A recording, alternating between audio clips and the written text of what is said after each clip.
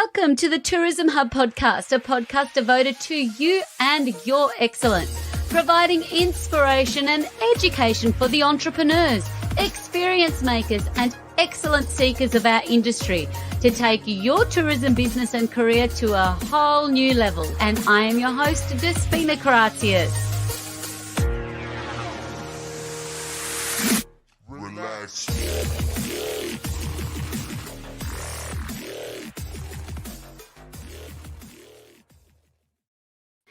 Hello, good evening, and welcome to another exciting episode of the Tourism Hub podcast. I'm thrilled that you're joining us this evening or morning or afternoon, whatever time you've tuned in from in the day. Thank you to everyone that's joining us live and joining the recording. Now, Tourism Hub, it started as an opportunity to really inspire excellence from leaders in our industry, and my guest this evening is exactly that, a real leading light from a national level with a wealth of experience under his hat. So I'll get straight into it to introduce our guest with you tonight.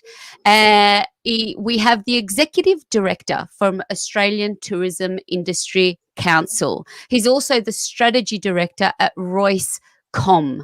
His name is Simon Westaway, and as the Executive Director of ATIC, he's held this position for over a year now. Now, with Simon, he certainly brings over 25 years of senior executive experience inside some of Australia's most prominent companies, including Qantas, Tourism Australia, and even BHP. Made a major impact in roles around Australia's visitor economy, and also a senior manager at regional airline, where he was the executive head of corporate relations and the member of the startup executive for Jetstar Airways for 7.5 years during its formative development from early 2004. So I've been really excited for everyone that joined us. This is it was really worth bringing him back. And welcome to the Tourism Hub podcast, Simon Westaway. Yay! Hello, Simon. G'day, Hi. Despina. Lovely to chat on a decent NBN. So I'm a big fan of NBN. So Yes, thank you so much. I mean, thank you for coming back. It is delightful to have you, and I know you're a very busy man, so I appreciate it. And it is lovely that we've got the NBN connection this evening. Now, you have a strong, looking at your background, you started in the beginning with a strong academic background in Asian studies and communications. I just wanted to go through again with you. What was it from calling you to study Asian studies and communications that really carved out your career in tourism and the visitor economy? Well, thanks for the opportunity. G'day, listeners. Look, it's interesting. I mean, we all travel through our life, don't we? And we all have different experiences. I think for me, where I felt like there was a connection, and was really post my studies, to be honest.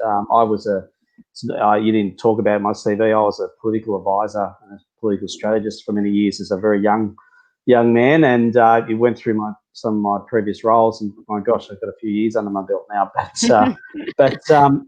What I found is, particularly working in a regional airline setting. So I worked for a great regional airline called Impulse Airlines, and some of you may have heard of them, some of you may not have. But and the shell of Impulse became Jetstar, which is why I got involved in the Jetstar project. But Impulse was quite a sizable regional airline. It was connected to Ansett, so I bring back some old names there, and we had a commercial alliance with Ansett, and that was slowly pulling apart at the seams. And the owners of Impulse, it was a privately owned company and family owned, and they'd have been thinking for a long time now about how they could sort of ape and mirror what was going on in Europe with Ryanair, and quite obsessed with the way Southwest Airlines was developing. And I think at the time, in the late 1990s, leading into the 2000 Olympics, and that period, I think there was a view that the aviation industry did really need a bit of a change and a shake-up. Governments have been trying over the years stimulate the industry by changing the way slots were done at Sydney Airport without getting too boring,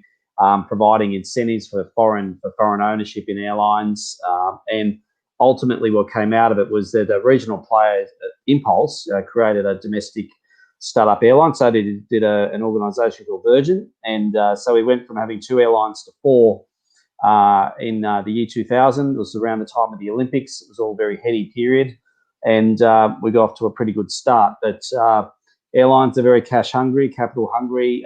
During 2001, the business started to struggle. There was a bit of a dip in the economy after the Olympic hubris sort of faded away, and Impulse folded and went into ultimately became Jetstar in later years. But to your question, I think why the connection, as I did a lot of work at Impulse, we were flying to a lot of very small communities, and I just saw the critical importance of a regional air service going into a township of 10,000 people. We used to fly to places like Glen Innes, Kempsey, Cooma. Now, down in Cooma, we called Cooma the Snowy Mountains Airport. It was a fair way away from Thredbo and Perisher. For us, we created it as a destination, if you like, or an access point to a destination. So I started to really get to understand how the tourism piece, as I used to call it, used to connect in with the transport piece. And I guess that's where my interest in the regional engagement, regional development, and how air transport supports tourism and vice versa. And having grown up in a regional setting, I guess I've sort of always had that affinity around it. So that's really how that journey started. And to be honest with you, I mean, airlines are fantastic. Everyone loves airlines. Maybe not so much at the moment because they're pretty hard places to be if you've got a job. But I actually, over the years, actually got more enjoyment out of the tourism aspect sometimes than I did the aviation aspect, if I could be brutally honest with you. So, yeah, look, I think it was just an opportunity. I'd be a fantastic opportunity to go work at Tourism Australia. It's an amazing organisation which has done fantastic things for our country. And, yeah, look, it's just really, really fantastic time in my life to be able to do that. And I've now been fortunate enough to be able to come back in and advocate for industry as part of a consulting practice. Incredible. And we're very fortunate for that. Seeing now, just with your aviation hat on, seeing what the effects of COVID already, I mean, early on, Virgin was impacted from COVID. Like, where do you see that? Do you have a level of concern over our own big airline brands like Qantas that like, where do you see that headed? Is there a deep concern there for aviation in Australia coming out of this? No, it's a great question. Look, aviation's been devastated. And, yeah, look, I do have a concern about where it's going at the moment. I'm a much more upbeat this afternoon, to be honest, because South Australia have confirmed that they're going to open up to New South Wales. And that's, to be honest, that's a pretty strategic decision. The day that New South Wales had no community transmission for COVID within the state, according to their chief medical officer, South Australia came out and said we're opening up, and I think we're going to see a bit of a domino effect start to occur now. It's very strategic by SA. I'm really pleased and proud of the people inside the state that have worked really hard to push this from an industry perspective, but also the SATC, the Tourism Commission, and quite frankly, the Premier of SA has been really focused on this. Now, that's not to say that New South Wales Premier's done a fantastic job to try to keep borders open. And it's a controversial issue, borders, but the point being is if borders are closed, people can't travel and move about. And that has a social and economic and, quite frankly, a political impact. And we're seeing the political and probably economic impacts playing out, not so much the social impacts. But, yeah, look, I think hopefully we'll start to see some breakage of these false walls. We may have to wait until after the Queensland state election at the end of October before we see some proper movement there. But, yeah, this would be real positive. If we do not get borders open, particularly domestically in the next few months, it's going to be a really tough stretch for the carriers. And, probably sadly Qantas included. I mean, Qantas have really tried to cut the cloth to suit the times. They've dropped out of some major sponsorships today, as they've announced. They're doing everything they can, I think, to hang in there. And look, they will. They've got a great balance sheet, but that balance sheet's obviously been seriously tested. Interesting to see how Virgin goes with the new ownership, the new private equity owners, and Rex Airlines earlier this week reminds me a lot of the impulse days of raising some money and wanted to kick off with a domestic carrier next year. So, yeah, it's going to be interesting to see how they go in that market. But look, if the borders stay pretty restricted, well, it's going to be tough times for the carriers. Tough times for carriers, and translating to the wider industry when we see not just tourism, we've got our hospitality and certainly our entertainment and events industry that really all kind of fall under that same umbrella. Now, your work with the Australian Tourism Industry Council, for any small business that may not have some awareness around ATIC, can you take us through and just explain the purpose of ATIC and what you are really working towards on a bigger picture for our industry? If you could just, for anyone new in their career or business looking at, just have an understanding of what the role of Australian Tourism Industry Council is.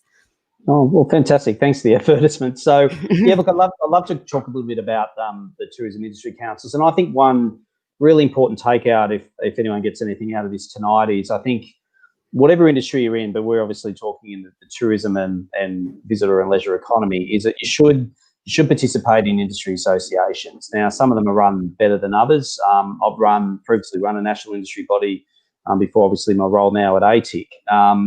And industry bodies actually do a lot of really heavy lifting and really help industry and can be a great interface with government. So ATIC is the federated umbrella of the state and territory tourism industry council. So within Victoria, we have got Victorian Tourism Industry Council. In Tassie, it's the Tourism Industry Council of Tassie, and TIC SA, and around we go. And ATIC has three assets, as I like to say. We run and manage the Australian Tourism Awards, which are held annually. Sadly, we won't be having them next year due to COVID. We made a very difficult decision to put them on hold for a year while the industry tries to reset. But they're very critical and a benchmark, obviously, for industry. We have a national accreditation program, the Quality Tourism Framework, which you've got on the site there. Now, that's everything from entry level in terms of how you construct your tourism business enterprise, how you get into business with some resilience backing around it, through to China readiness and so forth. We've got a very successful COVID clean module, which we've introduced in recent months. So we've got ahead of the curve of industry there, and fantastic feedback and interest into that. And then in the third area, we have a star ratings program, which is incorporated into our quality tourism framework offering, and businesses can be star rated around Australia. And one may think, how does that survive against a TripAdvisor or some of the other models out there? Well, actually, quite well, and it's a localized method of providing some genuine ratings around your offering. Yeah, look, that's the broader national offering, which is then obviously delivered at a state, and that's delivered at a state level. I have a specific role around policy and advocacy, federal government engagement and regulatory engagement. We've upped the ante there in the last 12 to 18 months, and I wasn't thinking I'd come in and have a quiet time. I've come in, and a couple of months later, we had the bushfire storms, which are horrendous in a number of the states, particularly Victoria, New South Wales, South Australia, parts of Queensland, and then of course we had this little virus. And a quick funny story about that. I came back. I was actually over in Europe with the family, did a big Europe trip, and the fires were going ballistic, and I was doing media interviews every night from London, basically, and trying to get a feel for it. And my mates texted me all the time. It was just terrible. But then I got back, and literally 2 days after I got back into Melbourne, I read on just a website about this virus in China, and I rang a tourism mate. So, have you heard about this? And he's going, "Oh yeah, I have." But he says, there's always viruses in China. I wouldn't think too much of it. And I sort of curiosity got the better of me, and I did a few other calls, and a few people said actually it's quite serious, and but we think it's in check. And then within days, it obviously the real news got out, and the rest is, as I say, is history. So it's been 2020 has been all about the bloody virus. So. The virus. And speaking of China, I think these significant dates, particularly for any operator or business or leader that worked closely with the China market when that news hit of the virus, and then the borders shutting to groups first. Then, Correct. it kind of happened with the China. So I was certainly at the forefront of that.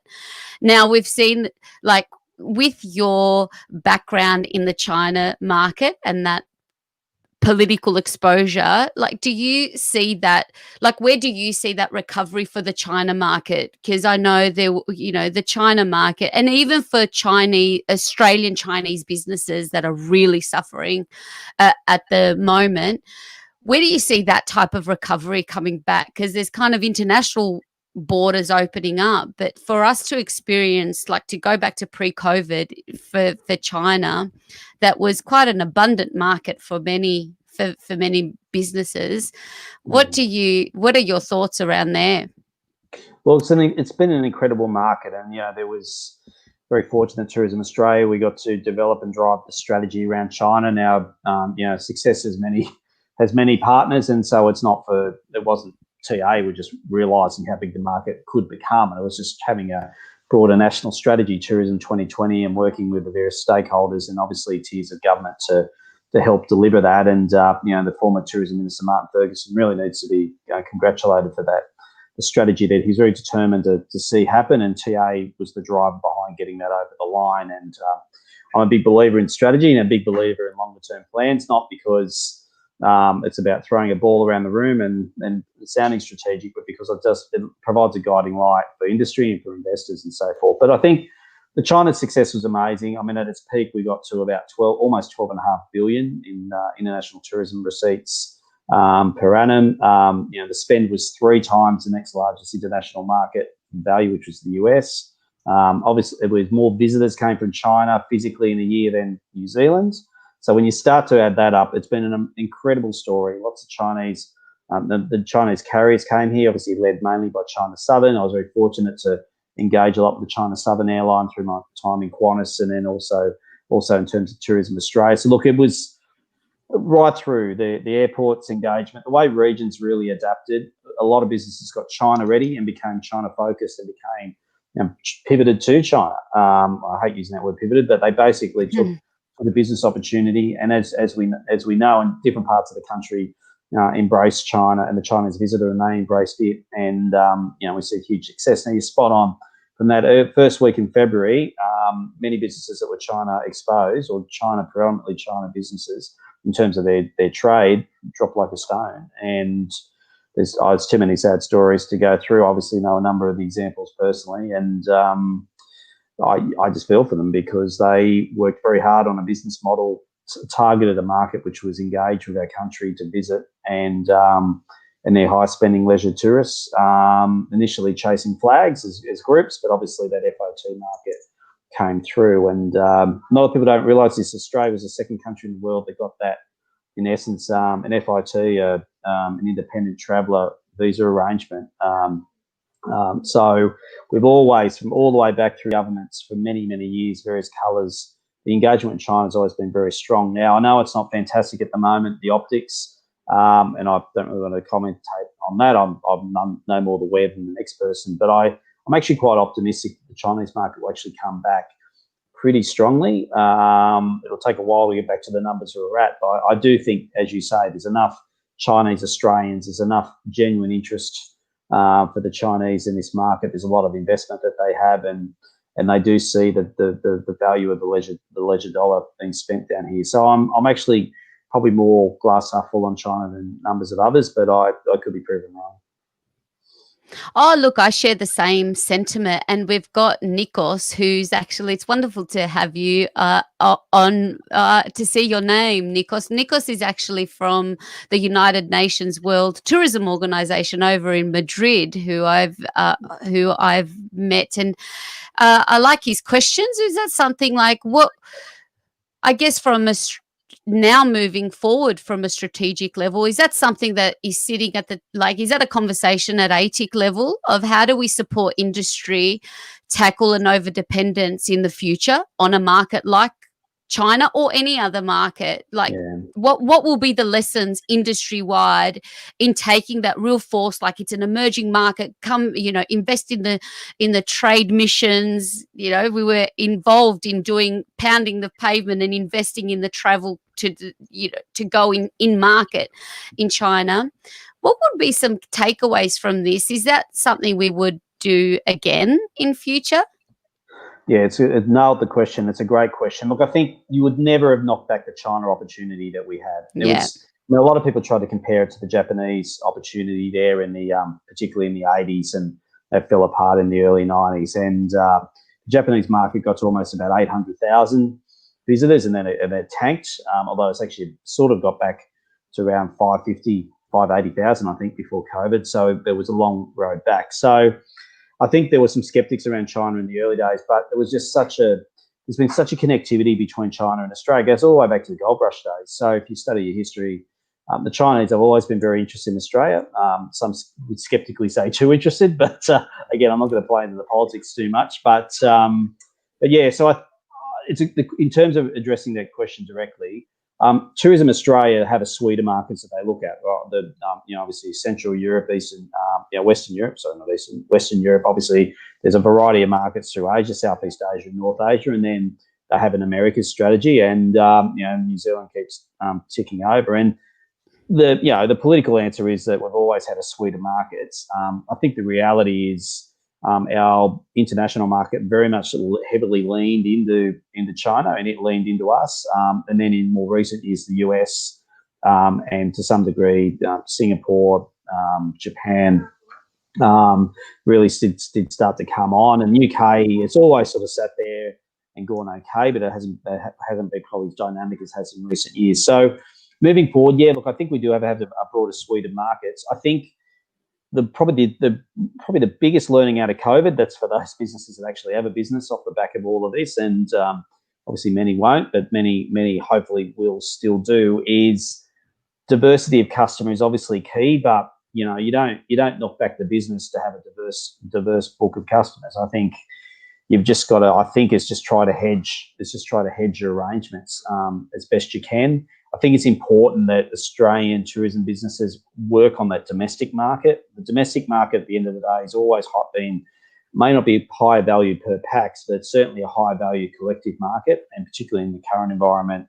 it's going to remain a very strong market. And I think internationally, I don't think people should be scared off international. I think in due course it'll come back. And we should remember that the rest of the world looks at Australia, looks at the Aussies and go, they basically don't have COVID. So, and New Zealand as well. So we think there's a huge impact of the pandemic that it has because of the health-related response. But check out what's going on in the UK. Check out what's going on in the US. Check out what's going on in South America and so forth. I mean, they look at us and go, what are you talking about? So I think we need to embrace the fact that when the borders do start to reopen, I think we will start to see customers, tourists coming back. Part of it will be carriers' preparedness to operate suboptimal loads, and what are going to be the restrictions from a market point of view as well as an access point of view. So as I said, I'm pretty optimistic that we're going to start to see some numbers come back in for obvious reasons. There's a whole bunch of people with itchy feet who just want to get out and travel, and they'll suck up the virus because it's maybe their last trip, or I think, well, what the heck, after what they've been through. That is so true, that although even here in Victoria, where we both live, it's quite dire compared to other parts of the country. But when you look at internationally, we're living the dream. We are living the dream. One of my homeschoolers here, which is not going to come on the camera, so sorry. Yeah, that's all right. Look, when it comes to because even back in my early days of heading into international and inbound marketing, New Zealand was it, like our international market. From my background in hot air ballooning, that was the China back then. So I'm no Nostradamus and I know nothing about nothing, but I see as a starting point, because then that dropped off when I came back into a tour operation like global, where our Western markets were the international market and a really high local and domestic market. I had a 5-year break and come back, and it was China. Like more than half of our business was a Chinese market. But then where's New Zealand gone? It had completely dropped off. And I think if I'd looked into it high enough, is it because it's, it's almost become like another state to our economy? It was just something, it was a product and a market. But I guess in the same way, focus grows where focus goes, and I guess all of our focus did go into really growing and supporting that Chinese market. Yeah, I mean, New Zealand's an interesting one. I'll be frank with you. I think as a strategy, as a nation, and the way we looked at the Kiwi market, I think we've done ourselves a bit of a disservice, quite frankly.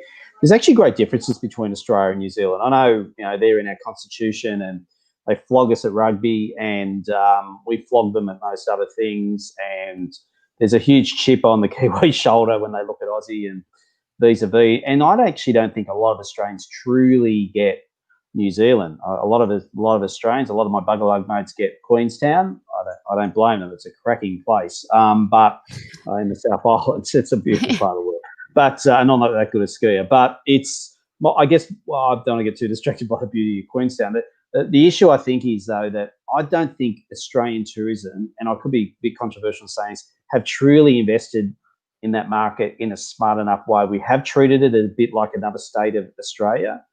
We've sort of treated it like a domestic offering. It's had a very large VFR component and a bit of an events component and a pretty large business component. So you see a lot of business traffic flicking back and forward. There's some head office connectivity, particularly with some of the New Zealand companies, and they have Auckland head offices and so forth. So, yeah, look, I think New Zealand actually is a real good opportunity for us. A lot of skeptics say, forget it, it's just a VFR market and it'll never be anything more. But I'm not so sure. I think this new world might change it up a little bit. I think as an Australian, it's presented itself a bit differently to New Zealand. I mean, we don't have a Queenstown in terms of the ski fields, but by geez, we've got plenty of other offerings that I think are equally, if not more, compelling. So, I just think we've just got to reframe a market like that. And I think that question earlier was fantastic. We do need to, I think we're reframing ourselves in the US. We definitely were reframing ourselves into Japan, being a lot more sophisticated with the Japanese market. And I think you look at the very slick parts of Southeast Asia, Singapore. We've seen the movie, so that was an ad for Singapore, wasn't it? Obviously, they actually invested as much in the tourism promotion as anything, apart from being an amazing movie. And I think we all got a bit weepy during the wedding scene. I guess trying to show my soft side, but I think the point.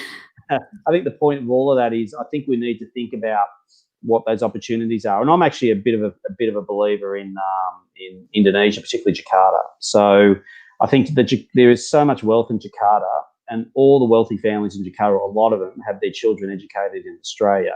And Bali is Jakarta's playground. Well, I think there's no reason why, West Coast Australia, even the East Coast of Australia, why in our lifetime that Indonesia, or particularly Jakarta, doesn't become a much bigger inbound market for us. But we've got to address the complexities of the offering and ensure that we meet that for those families who want to believe they're getting a good quintessential experience in.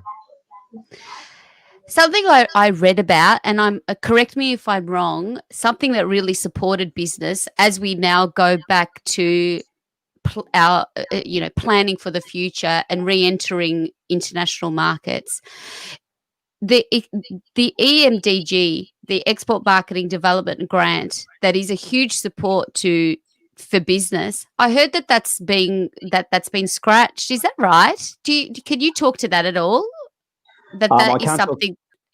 Yeah, no, it's a great question. I can't talk to all the specifics. I was on a industry call earlier in the week, and one of the senior bureaucrats was talking about some enhancements to the EMDG program. So, no, it's definitely going to be around. There's a change up happening in the program. I'm sounding like an expert, and I'm not on this, but there'll be some change ups and some new iteration of the program kicking in I think 1st of July 2021. So no, the EMDG export market development grants are very coalition governments very engaged in these. Minister Birmingham has announced enhancements to the program. So no, I think it's I think they're good opportunities there. And as I understand, the department is Minister Birmingham's department. They're very keen to see tourism, the visitor economy, businesses associated in that really look to use the EMDGs as best as they possibly can. So I think, work with the likes of Austrade. They're a very good organisation. They're big, like all of these organisations, but I think they are passionate about trying to work with businesses that see an export orientation. Oh, look, that's what I'd love to see. And it was a thought, even before this had come, I thought, well, what would be great down the track is, say, an established international business that has exhausted their export market development grant, because it goes over a period of 5 to 8 years, that you could have an opportunity to start again, because you can't go back and use that again. But if you're it's almost a restart completely into the market. So if that conversation if that conversation comes up around the table, you're sitting closer to that. I thought, where would you even flag that, or would you go to say, for someone that's invested in international from a grassroots local business that entered into international, and it was only available through a grant like that, to re-enter again now after a COVID situation, that would be really helpful again, to go through that and not be discounted because you've already had that assistance. I would love that for businesses to be looked at differently. So anyway, I just wanted to make that as a passing comment. That's a great piece of feedback. And I think my understanding is that the grants are going to be even more focused on the industry and tourism players. Look, in terms of reapplying or getting a new grant, I think, I'm happy to take that on board and have a look and see if that's good public policy to push forward. I'm a advocate in good public policy, and we innovated some stuff at Tourism Australia during my time there around new funding models for TA. So I absolutely, I think we've got to look at rebirthing as much as possible. I mean, not every business is going to be internationally focused, and we've got to remember that. And I think part of the issue with tourism is we're so broad in terms of the different types of businesses, and can get a little bit too caught up sometimes in some parts of the sector more than others. I think it's predominantly a lot of intrastate, but predominantly a domestic interstate with decent yieldies. And then obviously international, it's pockets of it. And in fact, in some parts of the country, it's very high reliance on the international dollar. And let's hope that comes back and allows people to give that wonderful opportunity to seek out both markets. And that's what's great. And I guess, again, with your policy and advocacy and your government relations role, is also, it's been lovely to see in this last round of funding, to see tour operators also get a look in for, as a segment, because I know in the funding, particularly when I was in the thick of it, when you see, and we spoke about this briefly, in that accommodation operators could go, had support in their refunds, that they could receive refund for the loss of bookings. Particularly here, I'm speaking specific for Victoria now, but operators and attractions that have really hemorrhaged through this as well didn't have the same opportunity, or were looked at, were excluded in that. With that hat on, how do you, I guess these decisions are made, but it's impossible to reverse or get a look in when they're published, and you say, hey, wait a second, what about us? What would you advise for a small business to do to have their voice heard? Is it just like reach out to their tourism council? Is it go and petition? Does that ever happen? Have you seen that happen in your lifetime, when the decisions are made like that, and businesses having their voice heard to say, what about us? What about our little niche industry that have been forgotten in this? That's a deep question, Despina, so let me have a go.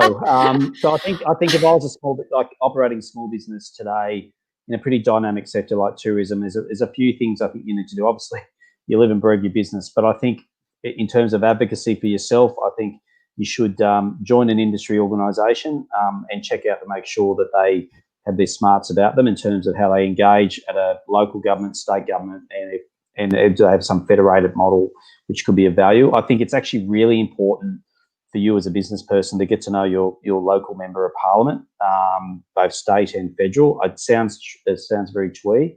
Can I say it could be one of the best investments of half an hour you'll have? Having worked for both state and federal politicians over the years, I don't want to deal with any banter around politicians, but can I say people that generally come in to talk to a politician and don't want to whinge and complain about something about the electricity companies cut off my power, or I've got an immigration problem, whatever. If they've actually come with a positive rather than a negative, they embrace it, and it's important that I think that small business people and tourism people talk to their elected members of parliament. I think one of my biggest concerns through this whole crisis has been a little bit of a lack of understanding about how the visitor economy truly works. I think governments of all colours, and state, federal and the like, have tried really hard to best support our industry as well as a bunch of others.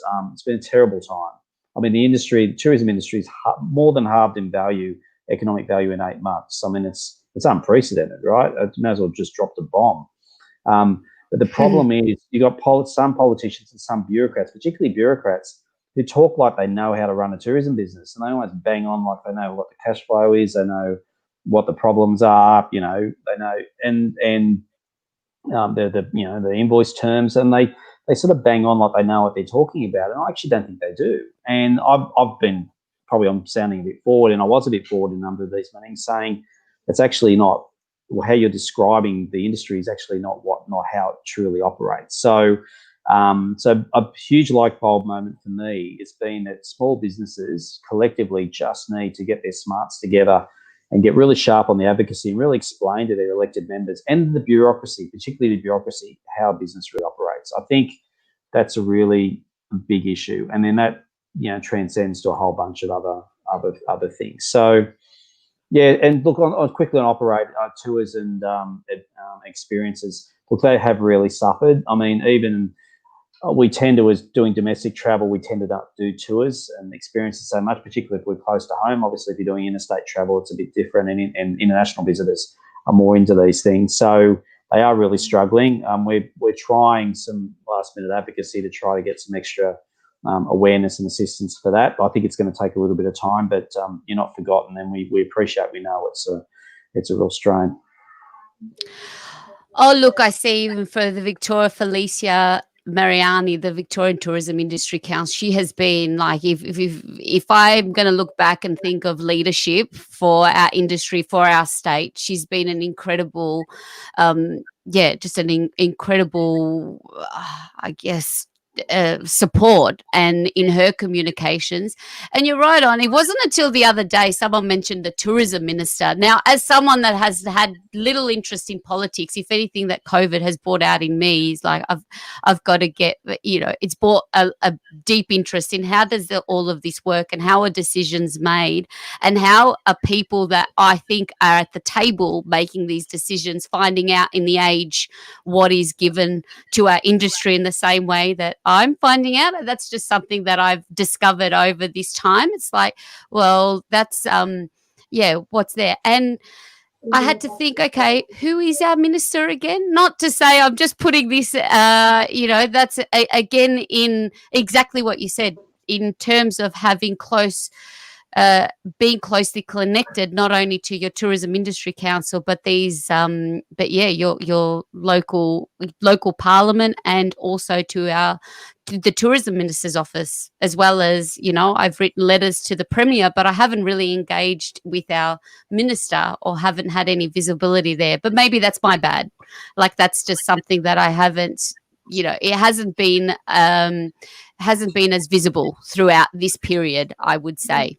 I don't know why that is, or maybe it's just hasn't come across when I've been heavily involved in from a tour operations point of view. So that's just something that, that's important feedback that you've just given for businesses at the moment that are looking at their way out of this. Now, to finish off just on this with your strategic mind, and you just touched on it, if you were a tourism business right now and you did have you did have an international market and didn't dabble too much into a domestic market and feeling complete sense of overwhelm. Now, small business, if it's something that I help businesses every day, is helping them bring back to a plan and having a strategic thought process rather than being by the by. And that's what we're seeing at the moment too, that business is just something that came naturally and evolved naturally, that happened, their revenue stream, that wasn't something that that you can't just plan for the next 2-3 months now. Like, we have to look beyond that.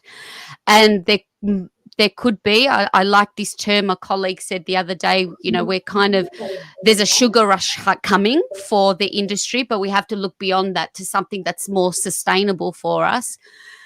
What's some strategic advice that you would give to businesses if this was you at the moment in a small tour, as a small to medium enterprise in tourism? How would you approach a strategic way forward?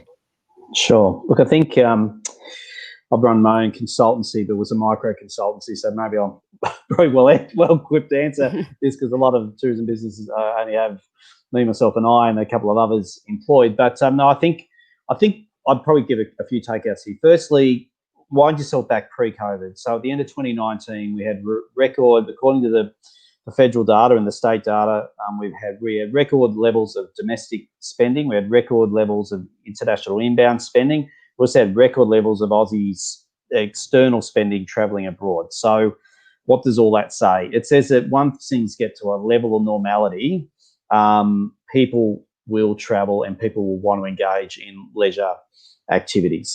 I don't think that's going to really change, to be honest. 5 years of basically real wage freezes in this country still saw households, if anything, grow the percentage of spend that they did in terms of travel, tourism, not reduce. And that's kind of it's kind of flips on itself. So I think that's the first thing. I think the other really important things is look at your market and look at your customer base and where it's at and where you think it's going to go to. And I think the other important thing is look around at your competitors, because I think the one thing in Australian business that's often happened is if someone does a great thing really well, someone down the road will ape it, then the third person and the fourth person will ape it. So I think you've got to sort of, you got to be nimble enough to keep thinking that through. I personally think, as an Australian tourism business moving forward, you've got to have a domestic audience. I think that's it's patently clear. And it's the core of our industry, and I think it's a core market. Now, I know that means that the offering can be quite different between that and a returning international visitor, and depends where you're based and where you're exposed and so forth. But I think you need to think long and hard about that. I think you also need to think a little bit about what's the domestic aviation industry going to be doing, or the transport sector going to be doing in the next 3 to 5 years. They're going to take time to rebuild. Be it in terms of domestic travel, in terms of interstate air travel. At the moment, it's down almost 95%. Like, I mean, COVID's been around for a few months now. Some of the borders are reopened and no one's flying. So I just think that's a bit of an omen that's going to take a while to come back. But I think the final, so I think you've got to think about that. I think the final point of view is just believe in your product and believe in you and believe in your customer service. I think customer service doesn't cost a lot to do well. I actually think that's the key to a lot of this, is just having really good, the best product offering you can do, have the best service offering around that. And then I guess my final piece of advice, and obviously the trends moved dramatically with COVID, is around your digital platform and the online promotion of you, the acceptance of bookings and so forth. I cannot stress enough, the move to digital, if it wasn't already inevitable, it's absolutely happening now. Bricks and mortar basically is dead. You've got to have a fantastic digital channel, and importantly, having control over the booking channel or whatever that you have around that, and having a good booking engine and so forth. I know there's costs associated, but if you're believing that channel is developing numbers for you, you've got to make sure that's working in sync. I've probably thrown a few things out there, but I think if you've got a good product, you've got a good idea, you think you've got a market that's going to work with, then you've got to look at just some of those macro settings around it. But I'm a big believer. I think Aussies will absolutely travel in big numbers again. And importantly, they may do it more in their own country because they can't chuff off to Aspen or Queenstown or get across to Bali and so forth in the numbers they wanted to. So you've got to take advantage of that opportunity. Oh, that is excellent. There's your strategy right there. For anyone that's listening, that is excellent advice. What a great thing to, if you haven't been looking at it. And also, I mean, a lot of like accreditation, like we see through ATIC and the quality tourism framework, if that's something that you haven't had the opportunity to get around to that, I hope Erin and the team, all and all the ticks around the country have been slammed with accreditation applications at the moment. I would think this would have been a great time to also get those things, get their real tourism excellence on. It's not sexy, this stuff, but it's really critical. And why it's important is it gives you a framework to go back to. That's what we call it, quality tourism framework. It gives you a framework around where your business is at. And it also allows you to punch holes in where you see the weaknesses in your business. Now, look, I'm probably a fairly basic strategist. So I'm a big believer in SWOTs: strengths, weaknesses, opportunities, threats. Now, you can do it against yourself, you can do it against your household, you can do it against your business, you can do it against your suburb if you like, and I think they're very healthy things to do by yourself as an owner of a business, let alone getting some of your team around and getting a sense check to see if that's working. And I just think you've got to spend that little bit of time around where you think the business is heading and where it's going to go. And I think the other thing I've been thinking a bit about this is if it's not working, if your market's not working, you've got to change it. And you've got to be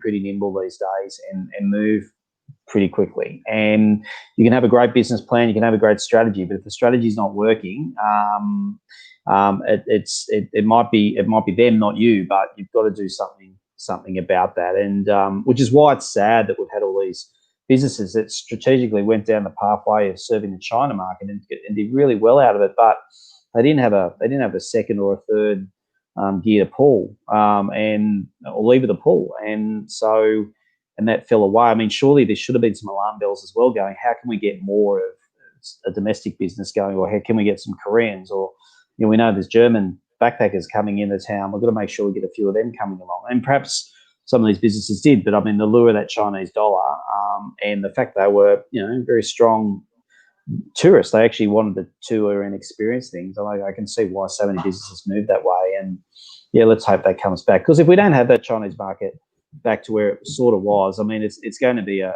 long rebuild of the international offering that we have. And a lot of businesses obviously going to have to change up or change out, sadly. I'm being a realist, but I think that's the sad situation, regrettably, that we have with respect to the international market anyway. Oh, absolutely. It is what it is. And I think that is absolutely that. Have your strategy, have your plan. And if anything that this experience has taught all of us is asking that what if this went tomorrow, because now we can see the reality that these things can happen because no risk management plan, even through the, has a pandemic on there. Probably as a final insight, I mean, it was always in the risk register. A major virus outbreak, a pandemic, was always seen as probably one of the two top greatest risks outside of terrorism, and probably the other one was bird flu in terms of impacting Australian tourism. And it's funny, those risk registers over the years. I think it sort of got pushed down the list a little bit. Now, I don't think we could have combated COVID much differently, to be honest. I mean, we shut the border to China as quickly as almost anybody. There was a lot of pressure on the government at the time to do it, and then people read into the politics of it. And I mean, my gosh, imagine if they didn't shut it when they did. I mean, it would have probably been a lot worse. So it's a difficult one, and it's just the nature of our industry. It's obviously exposed to a demand cycle, and you've obviously got to do supply to meet that. So fingers crossed. Absolutely. I think it'll come back in some way, and let's hope it's a strong a strong industry, and importantly for younger people too, that they see it as an industry. I think one of the things I want to try to give back over the next few years that I'm around in it is just trying to encourage people to get involved in it. I think it's a really great industry, and it's pure delivery of often passion and product to deliver an outcome. So, and people actually want to come along and experience it. So I think it's tremendous, and not a lot of industries can deliver that. And look, it's good after dinner conversation too. You know, everyone's got a view on tourism. So everyone's got a view on tourism, and I love this is exactly how we met a few weeks ago. Even for the young tourism professionals that are following a career path, this is something that even listening to this, I would hate for anyone to be going and regretting a decision of choosing tourism as a career pathway, because it is a wonderful industry. It will bounce back, and as you said, it's filled with passionate people that are always giving of their time, and we'll get, we are stronger together. We always have been. That's our success as an industry globally has been our collaborative spirit to be able to share the successes, but also get through the challenging times. I could keep going and going, but I know it's getting there's we have to start wrapping up. But I want to finish up on you and a little bit about how you roll, Simon. What's the best advice that you've ever received? Oh my gosh! In your excellence round, this is about you now. Oh my gosh! Okay.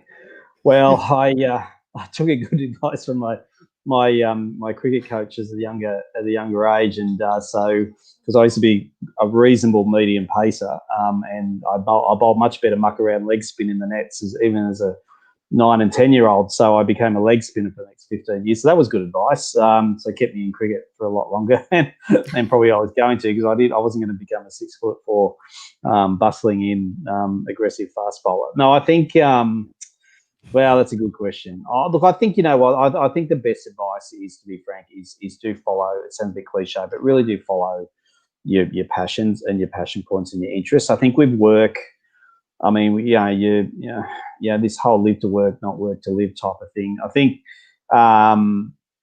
working to live is actually really what it's more likely about. And obviously, we've gone through this situation, and I think in Victorians, we're all in this together. We've had a different perspective, but I think if you're not doing something that you're really interested in or passionate about, it doesn't matter what the pay is or what the perks are. I think ultimately you'll become quite dissatisfied. I think all the research is showing that people will do a number of different careers across their journey, and I think and in a way, I think that's why I think this is an interesting industry, because a lot of people have probably fallen into tourism, and a lot of stuck, because some have moved on. But I think that's why people tend to stick in it and get into it, and if they enjoy it. So I think you just got to enjoy what you do to the best of your ability, because life's pretty short and you have these changes. So I think that's really good. Personally, I think it's advice I've tried to give to my kids. Sorry, the door keeps opening. My young one, but I think it's you do things that you'll always do better at something that you're passionate about. So find your passion points, find what really turns you on, and go for that. And I think that's probably the advice I can, with a few grey hairs now, I can give to people. And it doesn't always work out, but I think you've just got to.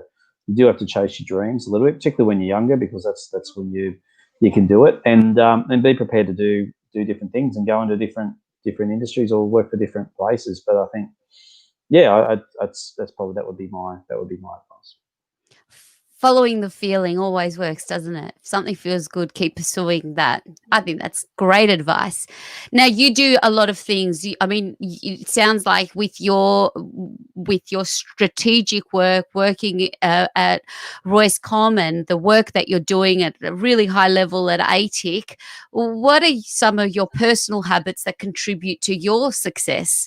What are some things that you do that in your daily habits that you think contribute to managing multiple different roles and responsibilities, personally and professionally, that you could share with us? Yeah, that's a lovely question.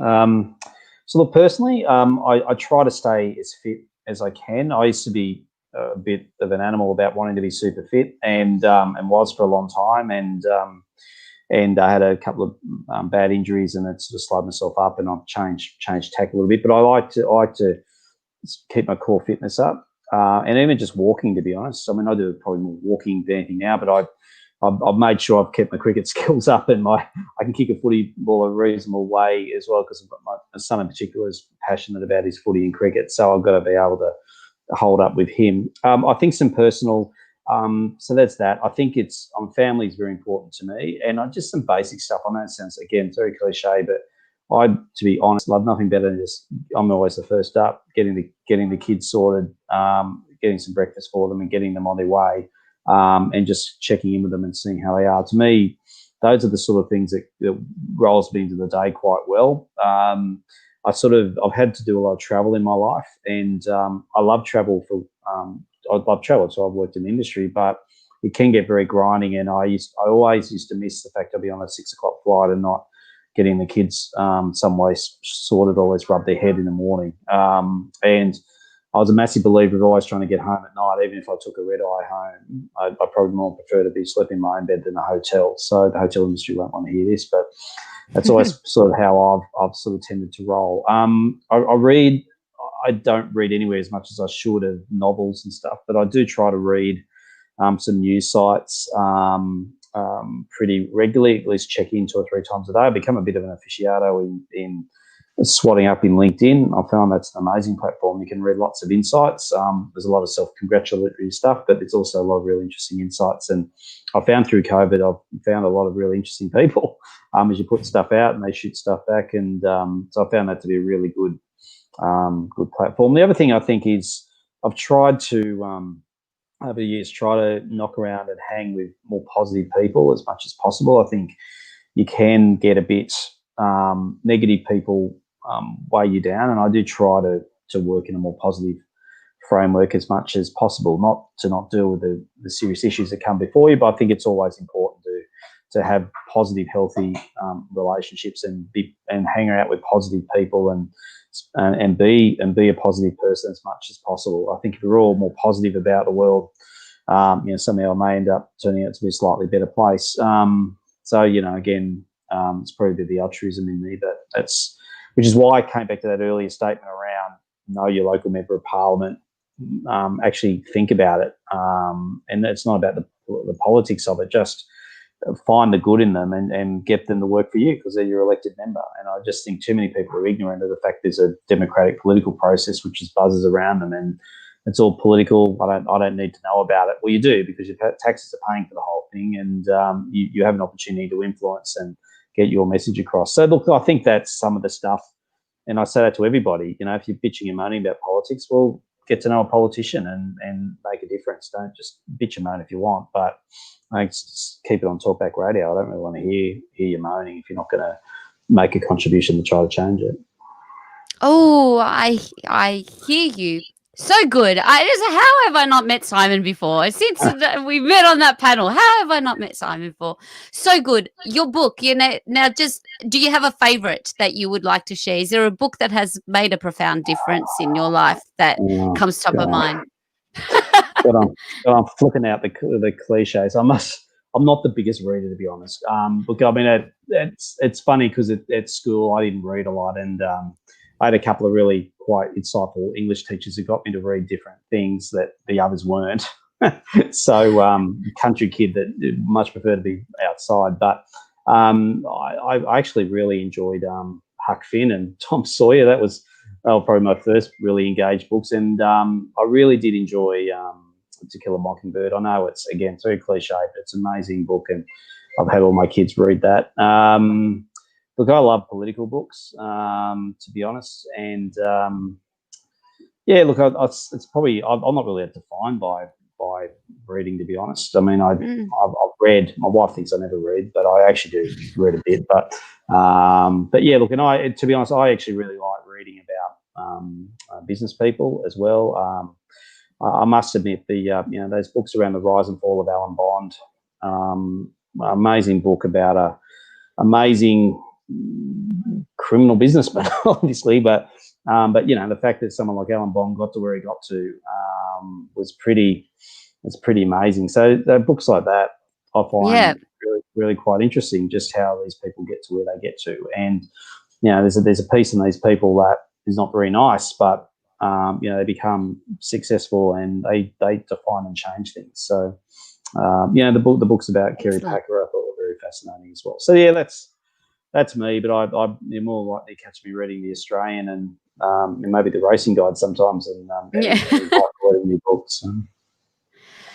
Oh, the final question, your ultimate holiday. What does the ultimate, what's the first holiday that you're looking forward to planning? And I know it will involve your family as a family man, or maybe something with you and your wife. What are you looking forward to experiencing when we come out of this? Yeah, it's a great question. Look, I've been ranting a bit about Queensland, but I must admit, we love Noosa. And the sunny coast area a lot. So we've had some good memories there. So I think that's where we are. I don't think we're going to be going internationally for a long time, but that's okay. I think it's probably that would be great to spend some time not too crowded in Noosa would be pretty fab. I'd love to get everyone back down to Tassie, do Tassie really properly. Spend some time in Freycinet. That would be fabulous. Look, I'm pretty keen to get. My kids have seen a fair bit of Australia, and I've seen a lot of it. I'd love to get back to Broome. We did a family gig up there last year for 10 days, and it was arguably our best ever family holiday. Wow. I just think Broome's a really amazing. Well, my way from the East Coast, but I think it's a really amazing, very quintessential holiday, really, and break. And I think Broome's a really impressive part of our offering. So yeah, look, they're probably just a few sort of places off the top of mind. But Portsea Pub would be all right too, but we're not allowed out of Melbourne. Yeah. Well, there's some great holiday inspiration, Simon. Thank you so much. We will add people to follow you and your journey. Would LinkedIn be the best platform for you to add into our show notes? I think so. To connect with you. You can see me on LinkedIn, and it's all right. You don't have to agree with everything I put out there. I try to be very apolitical as much as possible. So I've a bit of a bent on hashtag borders. So I'll stay on the consistency because I think we're on the side of right on that one. But yeah, no, every now and then I'll throw in. I find that humour doesn't work that well on LinkedIn. So I put a couple of funny. I put a funny one up about a border incident in Wodonga involving a man holding a can of VB, and no one really liked it. I thought it was very funny, but anyway, but no, you can find me there, and absolutely, and I'm keen to follow you as keen to follow those that are keen to follow me as well. I think sharing insights is really important, and all the best with the program. It's great to see people talking about this great industry of tourism, and I think it's important to really get into the granular of it a little bit as well. There's a lot of bull dust spoken about it, but there's also a lot of stuff, a lot of truisms in it as well, which keep coming through. And we just got to make sure we just keep it front and center about what the issues are, but also what the opportunities are as well. I think it's important. We've got to talk as positive as we can about the future, as much as it's pretty crap at the moment. We've got to keep talking about what that positive future can look like, because regulators and governments and so forth want to hear about the positives. Of course they do, but and show them how we can get there. So, and thanks for the opportunity to come on your program. So. Oh, thank you. It's been a pleasure, and thank you for staying on with us. I have key takeaways to share with everyone that's listening as a summary, certainly from keep it positive. Surround yourself with positive people from a business strategic point of view. Just some insights from Simon that he's shared. Look at your market, look at your competitors, really be driving forward for the next little while, looking at a domestic audience as your core market. Look at what the domestic aviation industry is doing as a collective. Keep your fingers on the pulse on that.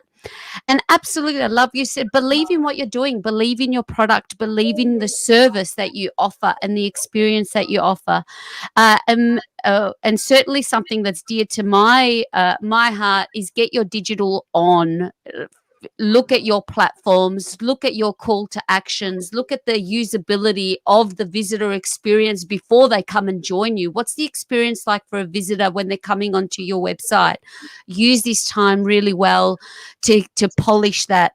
And certainly a key takeaway, I want to know my local member of parliament and go and say thank you for what you're doing, because it must be a really tough job at the moment for our local politicians and beyond. That's something I would look to tomorrow, actually. And if all of this is not working, be nimble enough to change it up. Just, we're in a testing environment at the moment, aren't we? It's all experiment and keep doing what's working and change what isn't. What an incredible guest we've had, and so much insight and learning. Simon, very grateful. Thank you so much. And thank you to everyone that's joined us on another fantastic episode and a fantastic guest of the Tourism Hub podcast. And until next time, my friends, I hope you're filled up with optimism for the future for tourism. I sure am. And I've got things to add, destinations around the country to add to my bucket list to go with my family as well. So I love that share at the end. My friends, if you're listening, head over to the Tourism Hub podcast, subscribe to have a listen to this if you haven't had a chance to listen to the entire conversation. And until next time, be excellent today and every single day. Until next time, you got this. Bye for now. Thanks again for joining us on the Tourism Hub podcast. If you found this podcast valuable, it will mean the world to give us a review on Apple iTunes. We're also live here every Saturday at 2 p.m. across all the Institute of Excellence Facebook and YouTube channels. And you are all invited. Be excellent, and don't forget, we also have courses available at instituteofexcellence.com to help you and your small business greatness.